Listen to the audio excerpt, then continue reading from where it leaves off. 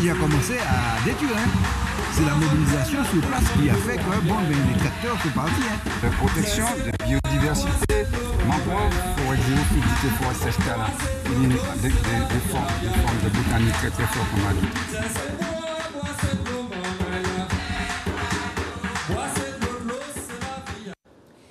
Bonjour tout le monde, c'est Fanny Wa avec vous pour En Semaine et puis la Sopamar. Aujourd'hui, je crois que c'est vendredi 13 juin. Donc peut-être que ceux qui veulent gagner au loto, c'est l'occasion. Je n'incite pas au jeu parce que ça crée des problèmes au niveau social dans les familles parfois parce qu'il y a l'excès. Rien n'est bon dans l'excès de toute façon. Aujourd'hui, donc, j'ai avec moi Pascal Tourbillon, qui est de la commission juridique de la Sopamar et qui est aussi depuis l'origine à la Sopamar. Bonjour, oui, bonsoir. Merci Fanny Wa. Bonjour tout le monde. Hein. Je suis content de l'épisode pour échanger l'épisode En Semaine et puis la Sopamar. Voilà. Donc aujourd'hui, nous allons voir, nous serons au François pour voir ce qui se passe au François avec la mairie du François, entre autres.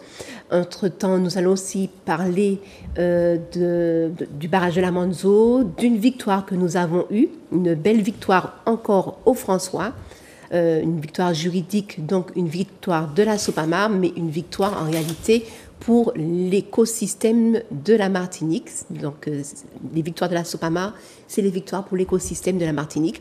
Et nous allons voir aussi, faire un point sur l'anniversaire de la Sopamar, le 19, le 20, le 21 juin. Donc, c'est très bientôt, avec un très beau programme. Et on a fait aussi un concours pour les enfants. Il y a eu le jury qui s'est rassemblé samedi dernier. Et on a eu des chefs-d'œuvre, des œuvres d'art.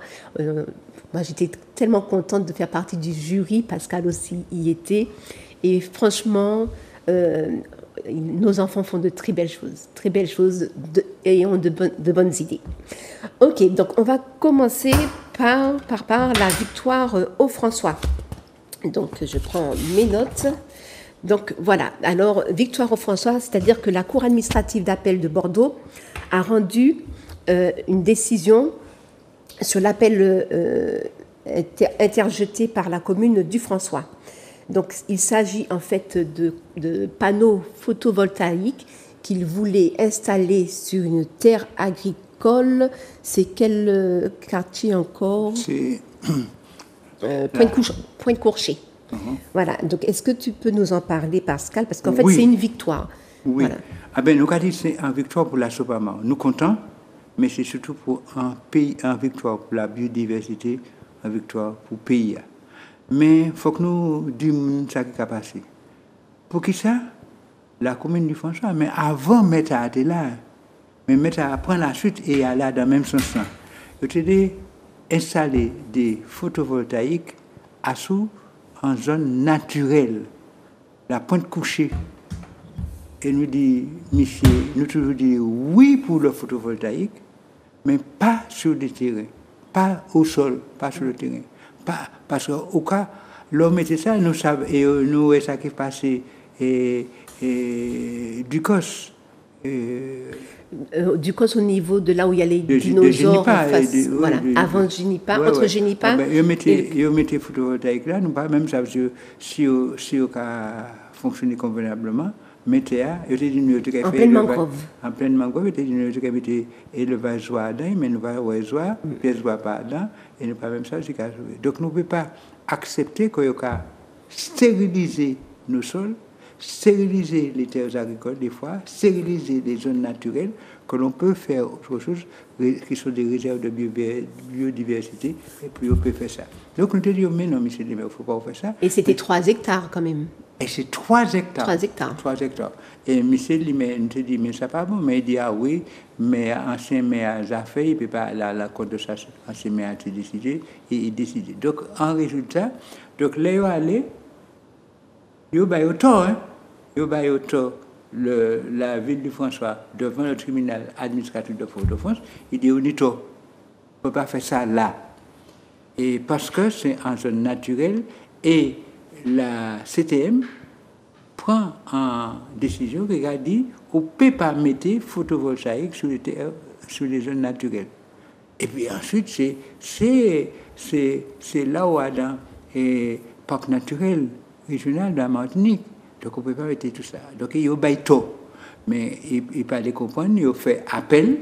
Et jeudi jour, la Cour administrative d'appel de Bordeaux dit zot pas nito.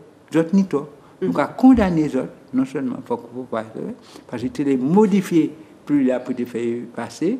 Il était créé ça au cas stécal, mais ça va particulier, nous va revenir à ça, nous a pas dit ça. Mais donc, il dit tout ça pas bon, on peut pas faire ça. Et d'autres bateaux à 100% et condamné à bas la Sopama en parce que 1500 €, et puis pour nous payer ces avocats qui ont défendu nous. D'ailleurs, les avocats, notre avocat, c'était Maître Monotuka. Oui, Monotuka, nous avons salué Maître Monotuka pour travailler l'AFA. Et puis, évidemment, et puis commission juridique de la Sopama. Mais merci Maître Monotuka parce que c'est eux qui portent l'affaire, c'est eux qui défendent nous devant la Cour d'appel. Et il faut que nous disions, chaque fois que nous allons devant la Cour d'appel de Bordeaux, il faut que nous ayons obligatoirement un avocat. Laissez devant le tribunal, nous allons défendre nous-mêmes, mais laissez la Cour d'appel, il faut que nous allions un avocat. Et c'est Maître Monotuka qui fait travailler là-bas. Nous. Merci encore. Nous allons. Et l'avocat, Maître Thiraud, c'était l'avocat de la... Maître Thiraud, qui est maire de la commune du Saint-Esprit, était l'avocat de la mairie du François. Oui, vous comprenez. C'est maire qui a porté cette situation, mais c'est avocat qui a fait travailler. Bon, nous pas dire qu'il a fait travailler, mais il a bien fâché parce qu'il peut dire, mais nous disons, mais non, mais si vous n'avez pas les qui attaqué un dossier, ils savent ce qu'a fait, nous avons dit ça plusieurs fois, donc bon, nous avons payé. Vous prenez l'argent, mais vous savez c'est à cause perdue. Voilà, bon. Alors voilà. Donc effectivement, donc la ville du François voulait modifier le plus de la commune pour installer les photovoltaïques au sol, la pointe couchée. Et on dit tort net. Pour modifier un plus, ça peut prendre combien d'années? Bon, alors ça dépend. Si c'est une petite modification, comme il a dit, ça peut faire 2-3 mois, 2-3 mouvements. Et c'est ça qu'il a dit là. C'était modifié pour dire non. Mais si vous les modifiez de fond en comble, ça peut prendre 4 ans, 5 ans, 10 ans des fois. Mais c'est parce que c'est un bail long. Alors, jeudi jour... Et c'est pour ça que ça s'est fait sur deux maires. Oui, 2 maires. Voilà. C'était commencé. Le précédent. Et puis ça fait... Bon. Et aujourd'hui, la ville de François veut continuer à modifier le plus, mais pas pour ces batailles. Mais a dit nous, il a dit ça en privé, il a dit, c'était moi, parce que je m'ai fait bagarre, mais il a dit, mais moi, comme c'est moi qui m'ai obligé de continuer à faire ça, c'est ça qu'il a dit pour défendre quoi. Bon, nous attendons. Mais il y a une volonté de modifier plus pour faire des affaires encore. Et aujourd'hui, la procédure de concertation est ouverte. Et il y a l'enquête publique, je ne sais plus si l'enquête publique a commencé, mais en tout cas, oui, je crois. Je crois qu'elle est en révision. Oui. Ah oui, en révision. Quand c'est en révision, c'est un bail qui est lourd. Ils ont fait des réunions de concertation. Nous sommes allés, nous disons des bagages qui ne sont pas bons, nous ne pouvons pas comprendre ça. On est toujours considéré que les termes agricoles, ce n'est pas des terres à protéger, alors que nous en avons besoin pour permettre le développement de notre pays, pour permettre la souveraineté alimentaire que vous avez dit. Ils ont mis le logement tout partout, alors que la population a baissé. Alors, donc, nous avons dit, mais il faut que nous arrêtions de faire là. Donc, nous avons des petites divergences, mais comme nous sommes dans la phase de concertation, nous avons pensé que nous avons souhaité, et c'est dans ces réunions, pour l'instant, c'est la concertation. Et si la concertation n'a pas abouti, nous allons aller au tribunal, si le maire a continué à ce même sens indien. Mais pour l'instant, c'est la concertation. Et nous avons pensé, parce que nous sommes optimistes, que ça nous a dit, nous ne sommes pas obligés tout le temps ça nous a dit, mais il faut faire un compromis qui est acceptable pour la population, pour la biodiversité, pour notre pays vivre. C'est ce qu'on appelle la démocratie. Et c'est ça nous appelle. Lorsqu'on dit enquête publique, oui, il faut que le public puisse participer, donner son avis sur ce qui se passe dans sa commune, sur la Martinique. Le problème ici, c'est-à-dire que les pouvoirs, que ce soit l'administration communale, la commune, que ce soit l'administration d'État, la préfecture et ses services, il y a qu'à faire projet, que ce soit en mission, et puis c'est gros mission, que ce soit gros entreprise. Et il y a des fixé, et à l'aide de là, il y a venir faire soi-disant concertation. Mais il pas aller. Il a fait pour la forme, mais il n'a pas les changer ça.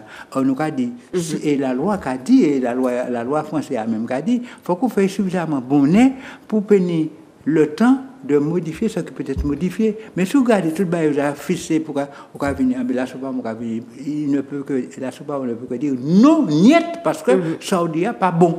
Et tandis que si vous faites suffisamment en avant, nous pouvons discuter, trouver un bagage pour faire pays avancer. Voilà, ils veulent imposer oui. sans vraiment de la concertation. C'est un véritable concertation. Et puis lorsqu'ils n'y arrivent pas, ça fait comme pays noyé. Oui. C'est quasiment un projet d'intérêt national qu'ils veulent créer pour faire avancer une zone de non-droit pour qu'ils puissent s'imposer dans leur projet. Alors, le pays noyé, et c'est ça, nous allons dire, et très souvent, il va aller par-dessus le peuple martiniquais, il va aller ouais, les copains et les coquins en France, souvent, parce que c'est un ministre qui compare pour dire imposer ça. Ou bien des fois le chef de l'État. Mais des gens qui ne peuvent même connaître le pays, qui ne peuvent même connaître nos problèmes. Et c'est ça nous avons dit aussi.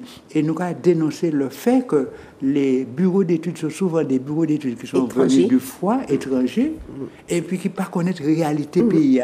Et les venus ça. Et même au François Comaillot m'a dit ça. C'est l'une des observations que nous faisons. Nous disons ça. Ça nous a dit, mais regardez, je ne peux pas même comprendre la langue pays. Je ne peux pas parler un créole, je ne peux pas comprendre. Et je te dis que ça qui est bon pour le pays. Et puis ça n'est pas bon. Pour arrêter à 7000 km et puis en climat différent, des réalités différentes, et pour les dire que c'est là qui est bon. Des cultures différentes, des langues différentes. Et c'est pour ça, nous avons dit, c'est un bail colonial toujours, même si on ne parlait pas de ça, mais ça vient d'en haut, de la colonie qui a imposé point de vue. Nous ne pouvons pas accepter ça. Hélas, les maires entrent dans ce jeu. Et certains maires, beaucoup de maires, entrent dans le jeu sous prétexte qu'ils veulent respecter la loi, mais la loi française qui est faite souvent pour les intérêts des Français et des Gauls, et en particulier des Béquets, pour ici, et pour les métros, comme ils disent, mais pas pour les ressortissants martiniquais. Lorsqu'ils parlent de leurs ressortissants, ils parlent de leurs ressortissants historiques, c'est-à-dire les Béquets et leurs ressortissants actuels, ce qui se dit les métros, mais pas jamais pour les Martiniquais. Et donc nous disons, si nous voulons travailler dans l'intérêt des Martiniquais, c'est avec les Martiniquais pour nous faire. Et d'ailleurs, tenir un camarade Césaire, Gassin qui a dit, le principal expert des intérêts martiniquais, ce sont les Martiniquais. Il faut que nous comprenions ça. Et là, nous comprenons ça, nous pouvons aller. Et il faut que nous disions, je dis fortement, je ne vais pas l'éternier.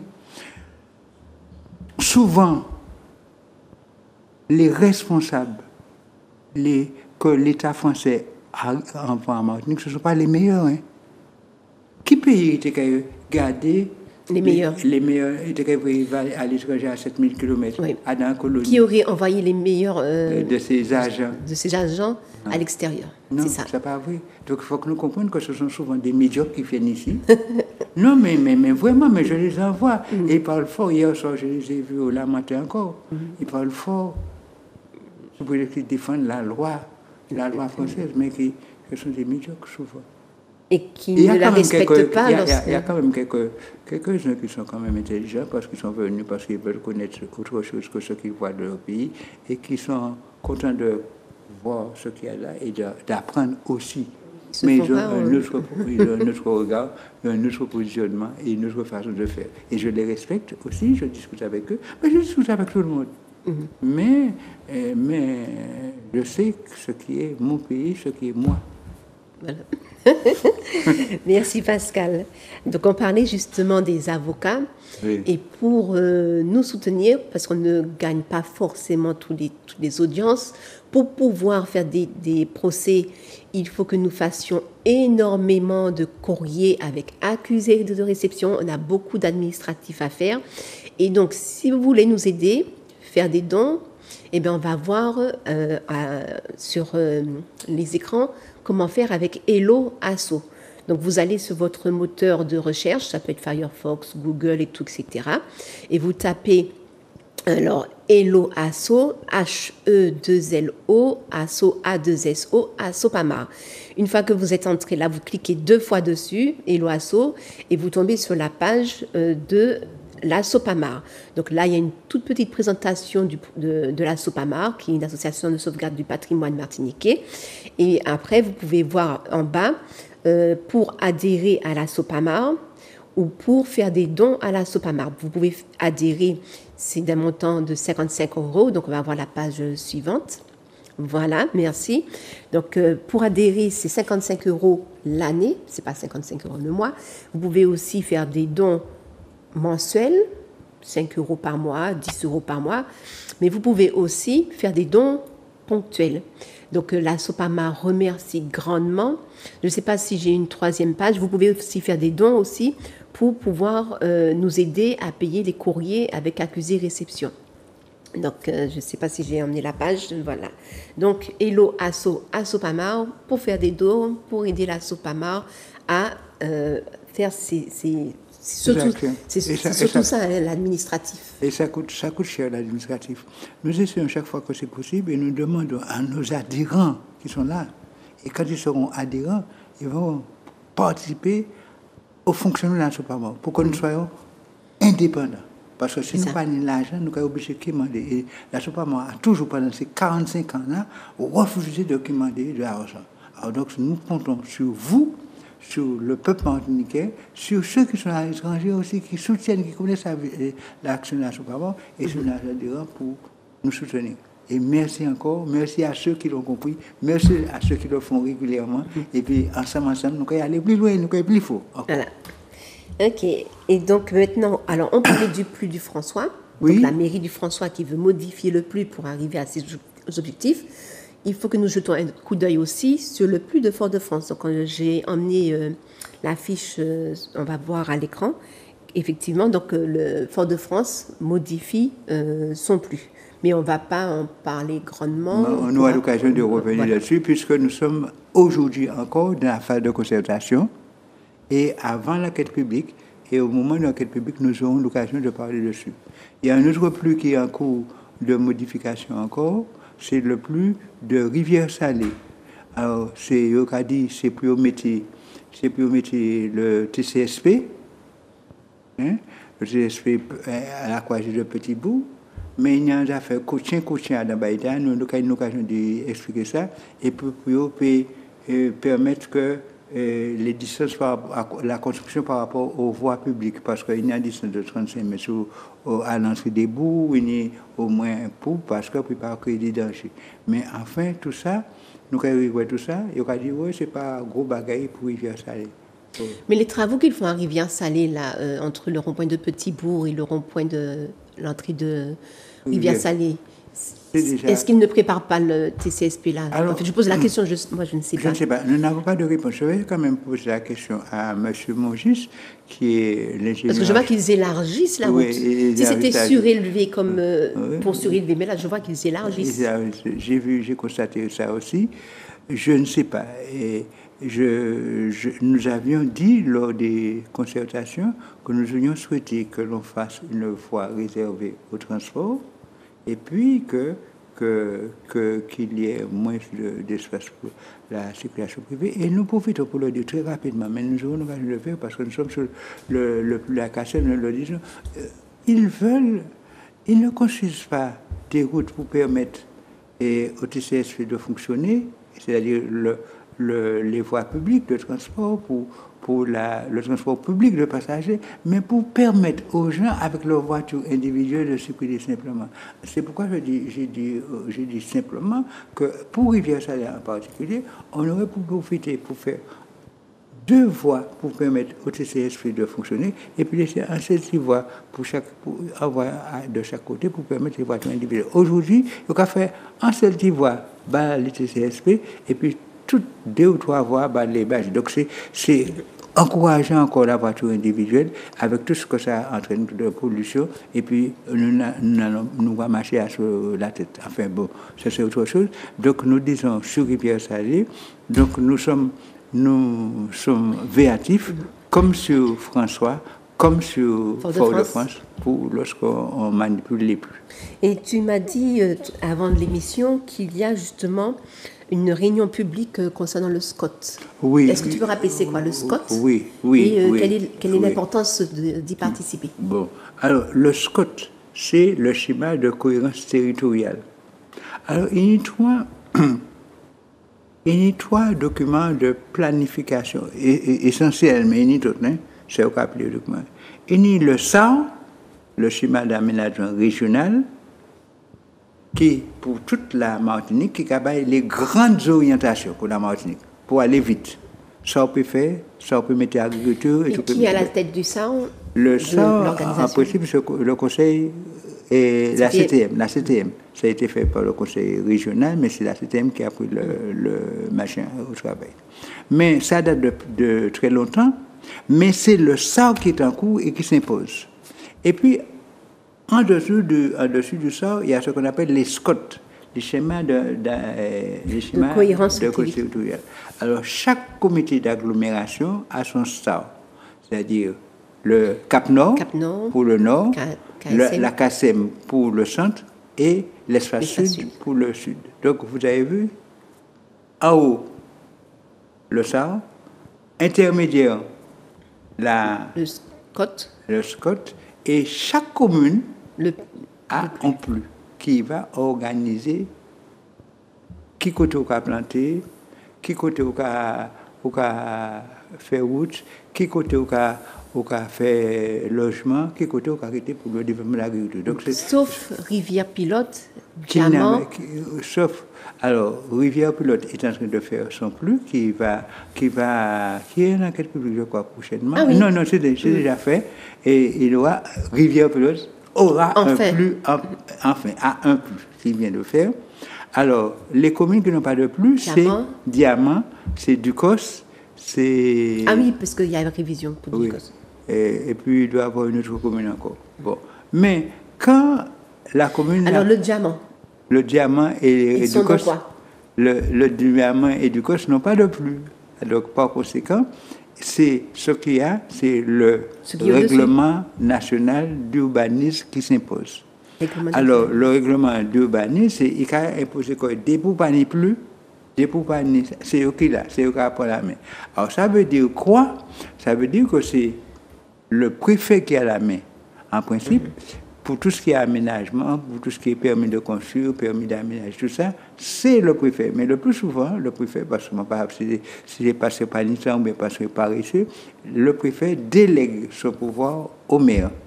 Mais normalement, c'est lui qui va le faire. Oui, c'est lui qui va le faire.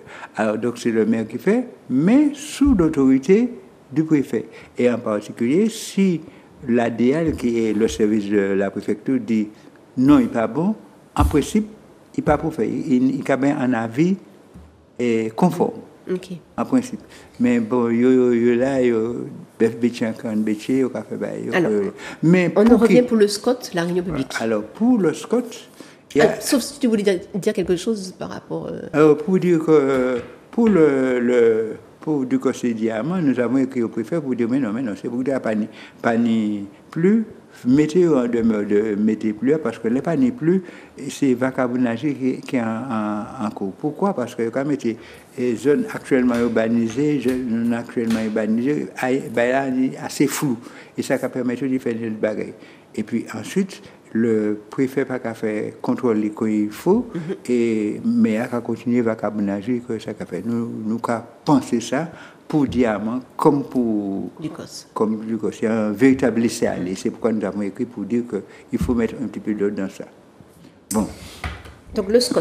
Pour le SCOT. Alors, donc j'ai dit qu'il y a le SCOT là est en cours de révision. On commence les séances de concertation. C'est la concertation. Je l'ai fait au début parce que, alors, il faut que nous bien expliquer.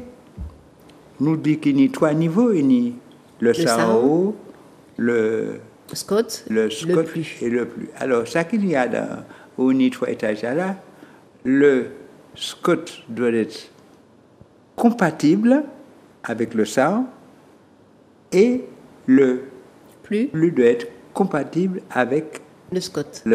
Ok. Alors ça veut dire que si dit en gros là pas pour pour réserver ça pour l'agriculture, le plus qui a pour la commune doit respecter ça, sauf quelques aménagements.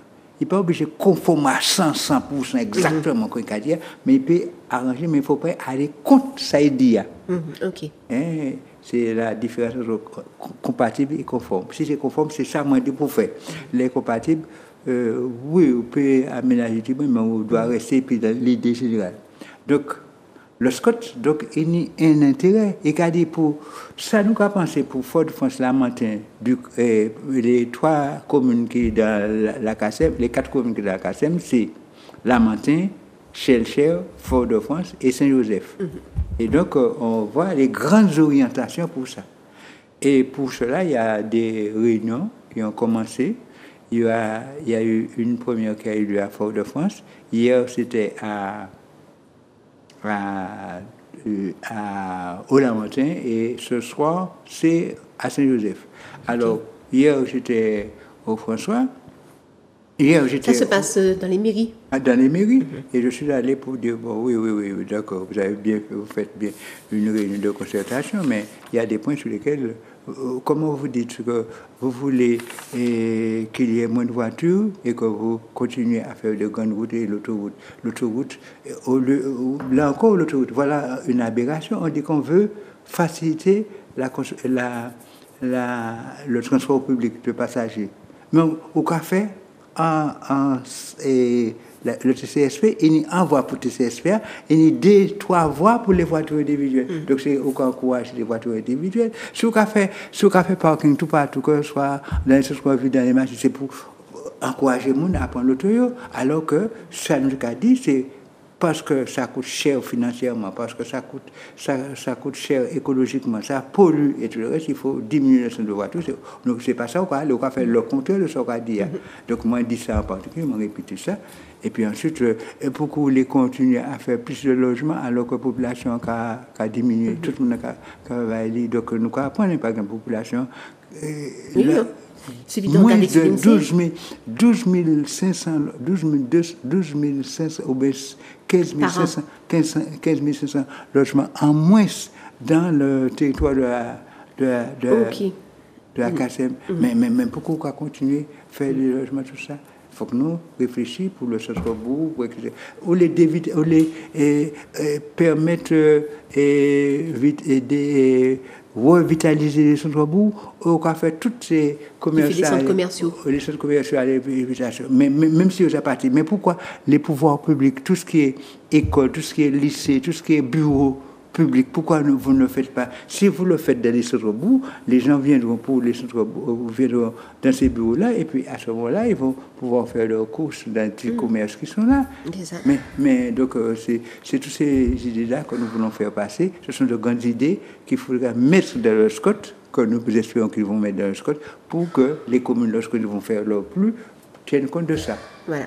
Alors, c'est ce soir, 13 janvier, au Gros Monde, à la mairie du Gros Monde. Non, à la mairie de Saint-Joseph, puisque c'est les 4 communes qui font partie de la CACEM, c'est Saint-Joseph, Lamentin, Fort-de-France et Saint-Joseph. Voilà. Et c'est Saint-Joseph qui a un petit caractère rural, le plus côté aux habitants pour tout partout.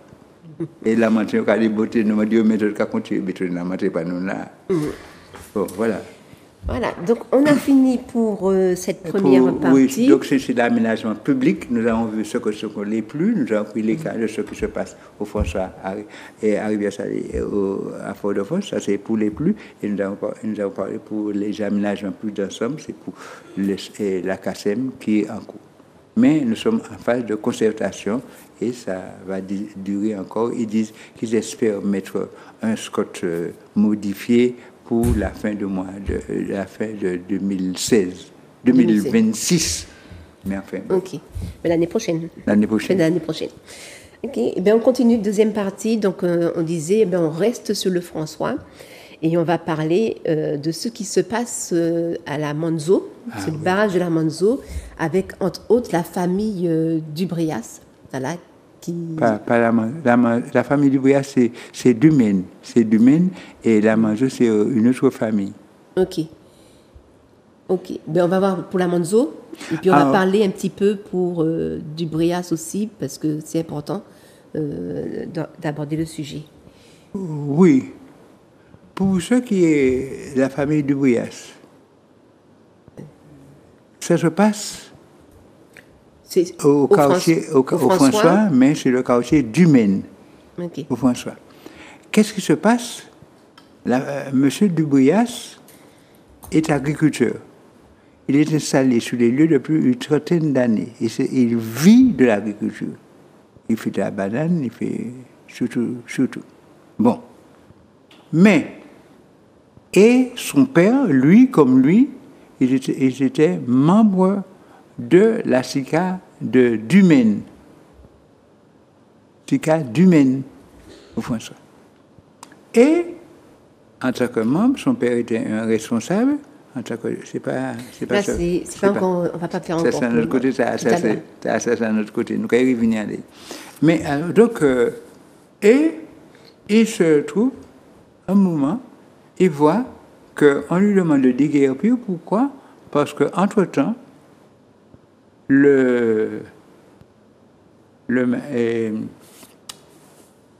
comment il s'appelle? Les trucs qui font des logements sociaux, là. Les HLM, en fait. Oui, qui font des HLM. Qu'ils ont un projet et un permis de construire sur le terrain sur lequel il se trouve. Et lui, il doit partir. Alors, il dit, mais non, c'est pas sérieux parce que...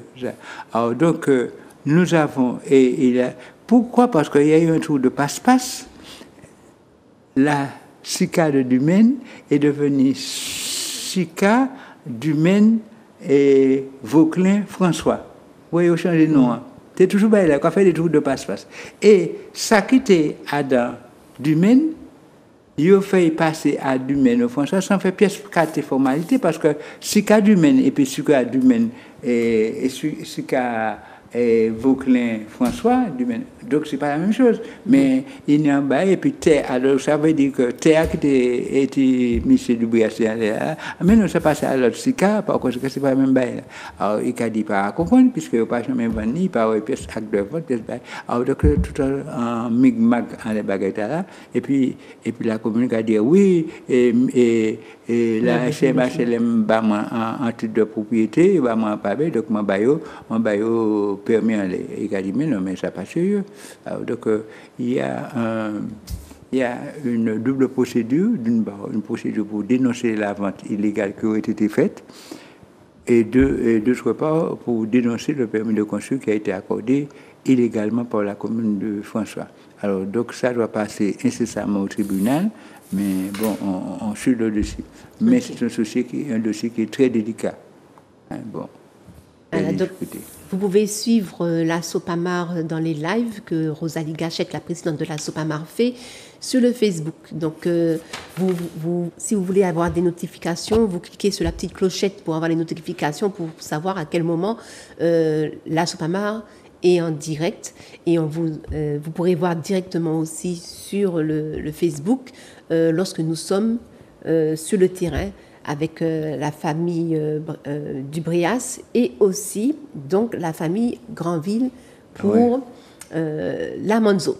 Oui, alors voilà. La famille Granville, c'est à la Manzo et la famille Dubrias, c'est à la Dumaine. Voilà. D'accord. Donc la Manzo, maintenant on va parler de la Manzo. Alors on va voir l'image justement de la Manzo qu'on a vue juste à l'instant là. C'est une vue du ciel, voilà. D'accord. Donc ici, ça ressemble à un grand lac. Et sur la main gauche, vous voyez qu'il y a une sorte de barrage. Donc effectivement, donc ça c'est le barrage qu'on appelle le barrage de la Manzo. Alors c'est un barrage qui a été effectué dans les années 79-80 par le Conseil général. Donc on va voir la page suivante, s'il te plaît. Voilà, en fait, mets la page suivante, s'il te plaît. c'est tout petit. Pour le barrage de la Manzo, oui, voilà. Ça a été fait dans les années 1979-1980. Je vais regarder, comme c'est tout petit, est-ce qu'il est possible de faire un peu agrandir, s'il te plaît? Pour que ce soit plus visible. Mais en tout cas, c'est un dossier qui est ancien. C'est une petite campagne. Ok, ben, je vais lire ce que j'ai sur mon portable. Comme ça sera plus facile. Alors, lorsque je suis allée sur Internet pour faire des recherches justement sur la Manzo, j'ai vu que la Manzo appartient à Ducos. J'ai trouvé ça bizarre. Après, j'ai vu que ça appartient au Saint-Esprit. Après, j'ai vu que ça appartient au François. Et la mairie de Ducos, mais que ça lui appartient. Mais bon, pas grave. Okay. Bon, en réalité, c'est souvent des quartiers comme ça. Ce sont des quartiers qui se sont aux confins de 3 communes. Saint-Esprit, François et Ducos. Voilà. Alors, bon, et il se trouve au milieu, en fait. Oui. Alors, donc, c'est ça. Moi, par exemple, j'habite à Petit-Bourg. Et au lotissement des Orangers, moi je suis à Petit-Bourg, Rivière-Salée, et mes camarades que je vois de l'autre côté, en face, une petite ruelle qui nous dépasse, se trouve à Ducos. Mais c'est tout le quartier qui était là, mais que je trouve à Cheval. Voilà. Donc je vais lire ce qui était un tout petit, le barrage de la Manzo. Alors le barrage Saint-Pierre-Manzo, voilà, aussi appelé retenue de la Manzo, où la Manzo est située sur la commune de Ducos. Ça, c'est la commune de Ducos qui le dit. Le lac artificiel qu'il forme est limitrophe avec le François et le Saint-Esprit. Il a été conçu pour constituer une réserve d'eau essentielle pour l'irrigation du sud-est de la Martinique. Donc, en fait, effectivement, le sud de la Martinique a très peu d'eau, contrairement à moins d'eau, contrairement au nord de la Martinique. Donc, il était essentiel pour les agriculteurs de pouvoir faire une retenue d'eau pour l'irrigation de leur terrain. Alors, on va voir l'image suivante. Alors, constitué de terre compactée, on va voir l'image suivante, s'il te plaît. Voilà. Alors, constitué de terre compactée, donc le barrage qu'on a vu là, il est constitué de terre compactée et de roches. Il mesure au minimum 27 mètres de hauteur, 360 mètres de longueur et 110 mètres à la base. L'eau du barrage provient principalement de la dérivation de la prise d'eau de la rivière Lézarde. Donc la rivière Lézarde, c'est le Lamentin, mais ça se prolonge aussi sur plusieurs communes. Elle est très grande, la rivière la Lézarde. Voilà. Et des eaux de ruissellement du bassin versant. Il n'existe pas de cours d'eau permanent qui alimente directement la retenue d'eau. L'eau de la retenue s'écoule vers l'ouest, traversant Ducos avant de rejoindre la mer au niveau de la baie de Junipa. Le remplissage du barrage se fait pendant la saison des pluies, quand le débit de la rivière Lézarde le permet. Il faut environ 3 mois pour atteindre la capacité totale de remplissage, à savoir 7 900 000 mètres cubes. Construit en 1979, le barrage de la Manzo a commencé à stocker l'eau pour l'irrigation en 1984. Cette eau est utilisée pour irriguer les terres de plusieurs communes avoisinantes, dont Ducos, Saint-Esprit, Robert, François, Vauclin, Marin et Sainte-Anne. La CTM est responsable de la gestion de la prise d'eau, des transferts d'eau vers la retenue et la propriété du barrage. L'eau captée dans la rivière Lézarde est principalement utilisée pour la production d'eau potable et pour l'irrigation des terres agricoles du sud de l'île. Maintenant, on va voir le schéma. Il y a un schéma que j'ai envoyé. Voilà. Donc, la partie en bleu, c'est la commune du François. Et nous voyons au milieu, là où il y a le petit point de repère bleu, ça, c'est le barrage de la Manzo. Et puis, nous allons voir après. Donc, j'ai vu que ce barrage de la Manzo est en danger. Et donc, il y a une image que j'ai apportée. Voilà, c'est en danger par rapport au problème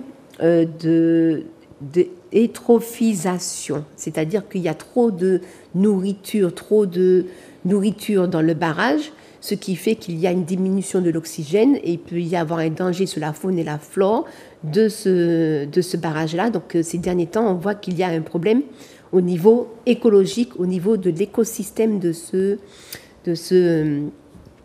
bassin, en fait, de ce barrage, de ce lac artificiel. On va voir l'image suivante. Donc, où on voit une photo, la station de pompage de la Manzo. Donc, effectivement, pour pouvoir récupérer de l'eau, il faut une station de pompage. On va voir aussi une image, le barrage de la Manzo. Voilà. Donc, ici, on voit clairement une photo du barrage de la Manzo. Donc, j'ai pris ce document-là sur retenue de Saint-Pierre-la-Manzo, environnementale et hydrobiologique. Vous pouvez taper sur Internet. Et puis, on va voir après la prise d'eau de la Lézarde. Donc, il y a un barrage pour la prise d'eau de la Lézarde. Donc, voilà. Donc, pour bien comprendre où on se situe, pour bien savoir c'est quoi le barrage de la Manzo, qui le gère, c'est la CTM. Mais ici, il y a des familles qui sont expulsées depuis quelques années, donc, dont la famille Granville. Donc, est-ce que tu peux expliquer ce que subissent ces familles, et hélas des familles qui sont déjà parties de ce terrain? Oui, mais on va voir un petit peu quel est le problème exact, hein, tu vas pouvoir insister. Mais ce que je peux dire, c'est qu'en fait, pour faire le barrage de la Manzo, au début des années 80, fin des années 79, 1979-1980, on a dû expulser certaines familles qui étaient là, enfin expropriées comme ils disent. Et à ce moment, il y avait exproprié. Pourquoi tu dis exproprié? Plutôt par rapport à, voilà. Expulser. Expulser, c'est-à-dire que expulser, c'est lorsque tu n'es pas, on dit que tu n'es pas propriétaire, on te fait partir, on te fait expulser. C'est-à-dire exproprié, on prend ton terrain, mais on te dédommage. On te dédommage. Oui. Voilà. Donc c'est un peu un projet d'utilité publique. Oui, pour l'utilité publique. Alors, comme lorsqu'on fait des routes aussi. Pour faire des routes, pour faire des écoles. Et ici, pour faire le barrage, on a exproprié des petites gens. Et certains, on leur a permis de s'installer. Il y a eu des accords pour s'installer au voisinage du barrage avec une ceinture de sécurité, dont la famille Granville comme d'autres. Et donc, les gens sont là, tranquillement, avec l'appui des autorités. Et surtout l'appui de la région et du conseil régional qui était propriétaire au départ. Et après, comme on a, depuis la décentralisation, depuis qu'on a créé la CTM, c'est la CTM qui a pris le relais, puisqu'on a mis les deux. Mais je crois que la CTM, les dirigeants actuels de la CTM, ont du mal à prendre en compte ce qui fait partie du patrimoine de... Son patrimoine. Oui, le patrimoine, oui, notre patrimoine public, hein, c'est à nous, oui, mais c'est eux qui doivent gérer ça, mais ils doivent faire un état des lieux, savoir exactement ce qui est à eux, comment gérer. Mais j'ai l'impression que certains d'entre eux ne sont pas... Vous faites des choses ou bien, ils sont un petit peu, ils prennent ça à la volo, alors que c'était un ouvrage public, avec des terrains publics, un patrimoine qu'il faut gérer, et eux qui sont là, ils ont le devoir de gérer ça convenablement. Et il y a dû laisser aller, et pas seulement là. Mais on a vu ça près de la Patrie aussi, hein, près de l'affaire Pinto. Il y a beaucoup de biens qui appartiennent à la CTM et qui sont occupés par d'autres personnes, ce que la CTM s'en inquiète. Mais dans les forêts aux Trois-Îlets, on voit qu'il y a des gens qui occupent le terrain public. Oui, mais c'est ça. Et nous demandons à nos amis, à nos élus, à ceux qui dirigent... La forêt Montravail aussi. Oui, voilà. Partout.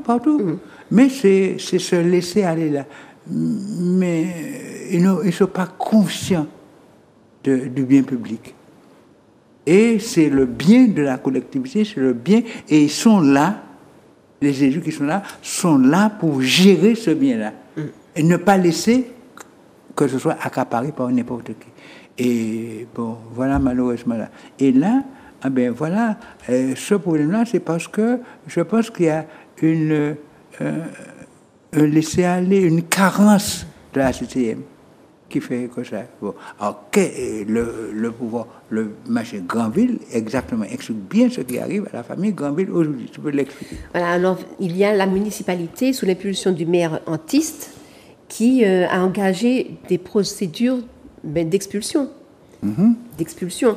Pour pouvoir donner ce terrain-là à monsieur Aubéry, qui est le gérant de Cap 50, afin de construire des lotissements, des villas sur le terrain, sur ces terrains-là. Et donc, ils se sont mis à effectuer des expulsions pour pouvoir libérer le terrain. Donc, pour que Aubéry puisse construire aussi sur cette zone-là des lotissements comme ça. C'est fait aussi pour monsieur, la famille, monsieur Dubréa. Voilà. Oui, c'est exactement ça. Je crois que c'est un petit peu... Voilà. Et c'est pour ça que j'avais confondu Dubréa avec Granger, parce que c'est le même maire qui a organisé cette même manière pour expulser les familles martiniquaises et pour que leurs biens reviennent dans des conditions. Là, Dubréa, c'était l'organisation HLM, et ici, c'est pour M. Aubéry pour lui permettre de faire des lotissements. Vous voyez, donc on nous dit des fois, c'est pour construire pour les Martiniquais, mais en réalité, on capte le bien public, on le donne à un individu au détriment des petits gens, hein, souvent la famille Granville. Et il voit des gens s'installer. Et il voit des gens s'installer à côté. Des gens qui ne connaissent même pas. Des gens qui ne sont pas d'ici, des gens qui sont là, qui sont venus. Mais est-ce qu'un Martiniquais irait en France et dire, mais terrain là, c'est à moi? C'est ça. Mais ça pas gêner. Que des Français qui viennent, qui disent, bon, moi venu là. Bon, alors voilà, tu expliques. Et ce monsieur-là a acheté dans le lotissement Aubéry, qui avait organisé l'expulsion des petits gens pour faire ce lotissement, et ce monsieur-là veut se construire et veut se comporter en maître et qui fait ce qu'il veut. Donc, pour continuer à suivre ce dossier-là, vous pouvez aller sur le Facebook de la Sopamar, comme ça vous aurez des nouvelles. Donc voilà, maintenant on va parler, puisque l'heure court vite. Voilà. Mais alors, nous disons, on n'accepte pas ça, parce que ce sont des trucs de passe-passe qui ont pour effet de déposséder les Martiniquais de la terre martiniquaise au profit de gens qui viennent d'ailleurs. Et c'est ça que nous dénonçons. Et on va dire, mais qu'est-ce que la Sopamar vient faire dans la propriété des gens? Oui, alors... Mais en fait, effectivement, lorsque vous avez des animaux, il faut protéger leur habitat. Lorsque vous avez de la flore, il faut aussi protéger l'écosystème. Eh bien, pour l'être humain aussi, il faut protéger aussi son patrimoine, son lieu de vie. Son lieu de vie. Donc, voici pourquoi, la raison pour laquelle, et on est agréé pour ça, on est agréé pour le cadre de vie des gens. Le cadre de vie des gens. Donc, c'est pour ça que nous allons au tribunal pour protéger le cadre de vie des gens. Mais bien sûr. Voilà, donc c'est la raison pour laquelle la Sopamar... Et puis ensuite, la présidente dit avec beaucoup de finesse, mais à quoi servirait de continuer à défendre l'environnement si la terre disparaît? Si on n'a rien, les Martiniquais, aucune terre. C'est ça. Alors, oui, on peut défendre l'environnement, l'air, l'eau, la forêt, mais on n'a rien pas tard. Donc, voilà. Il nous reste 7 minutes pour parler, donc on va vite fait mettre quelques images. Donc la semaine dernière, nous étions au village de la Souveraineté. Ça s'est très bien passé. Il y avait des voitures, donc ça se faisait à Petit-Bourg, dans l'espace Laguerre, à Rivière-Salée. C'est la première fois que j'ai vu ça. Il y avait des voitures jusqu'au gros rond-point de Petit-Bourg. Il y a eu énormément de personnes. Et là, nous voyons la Sopamar toute souriante, des petits coucous. Voilà, nous étions présents sur le site. Et c'était une belle réussite du Modémas, premier village de la Souveraineté. Mais franchement, ceux qui n'étaient pas là ont eu tort. Voilà, j'ai beaucoup apprécié le moment qu'on a passé avec une clôture de la journée, avec un moment belais.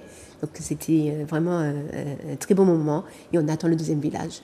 Tu as quelque chose à dire vite fait? Oui, mais c'est dire aussi, quand nous voulons la souveraineté, ça veut dire qu'on peut produire ce que nous mangeons, ce que nous consommons.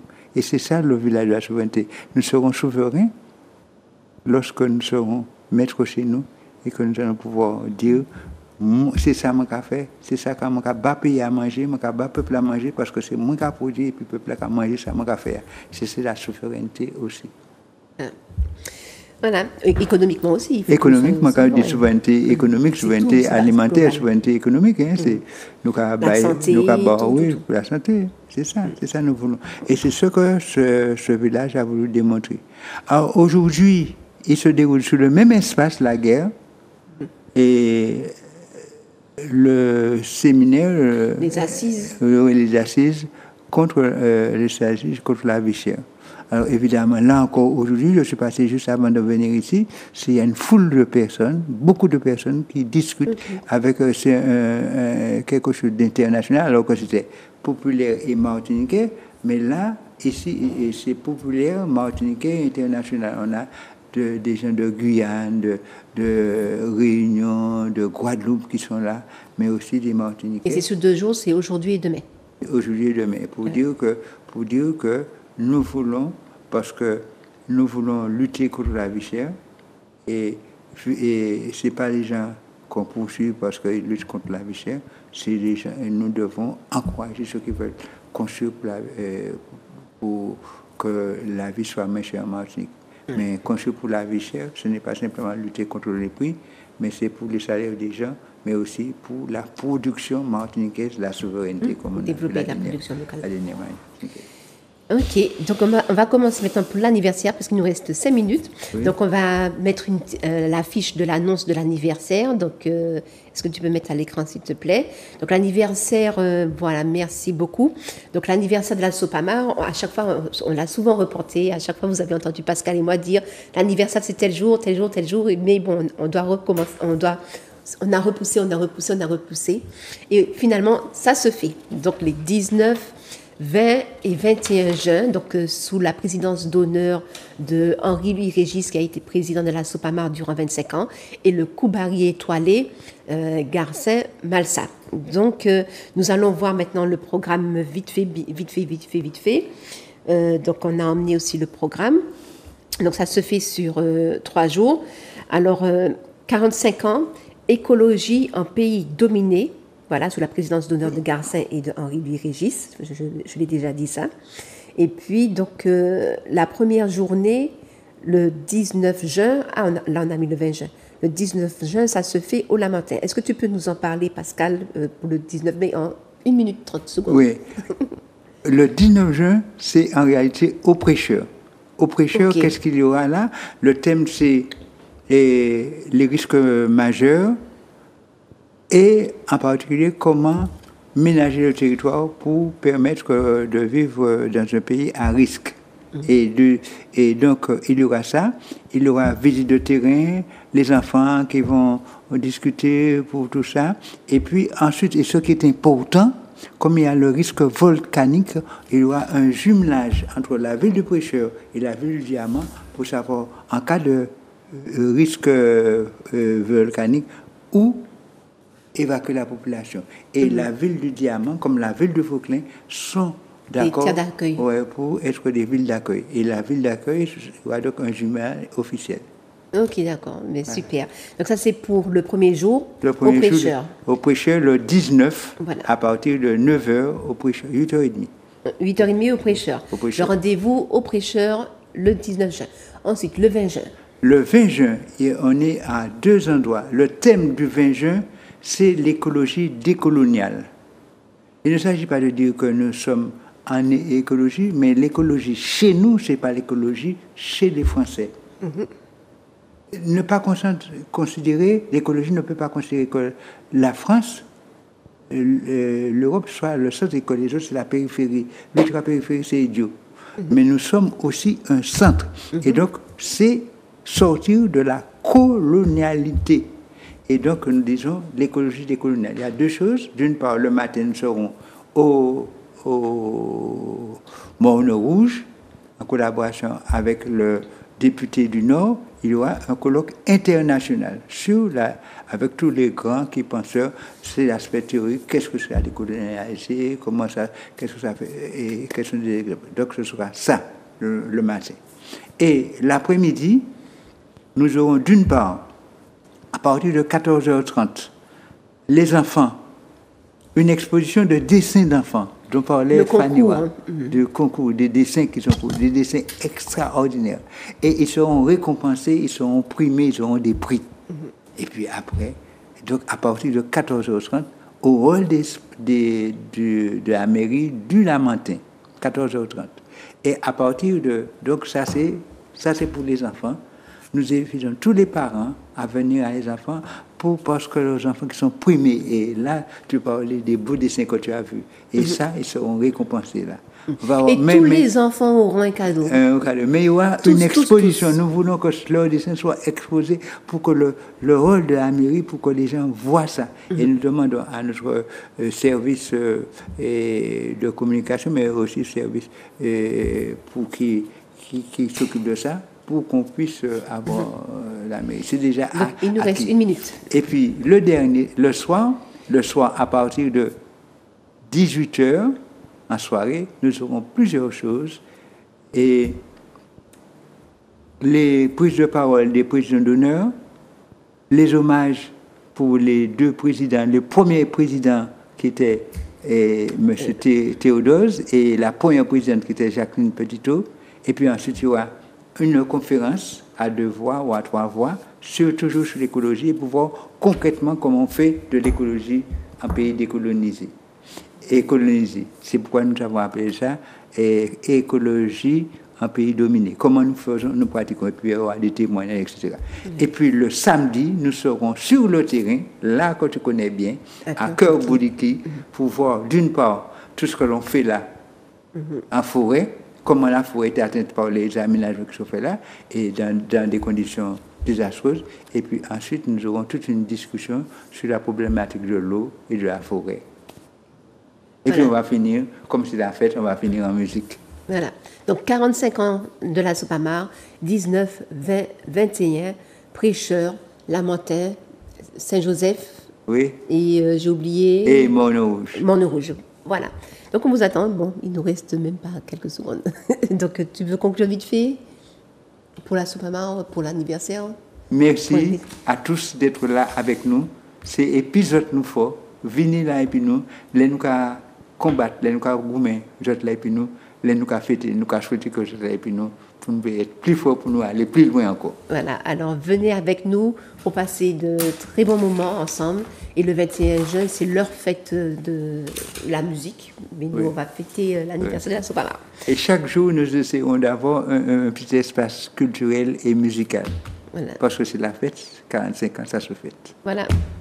Ok, merci beaucoup. Merci à Zouk TV. Et puis à très bientôt.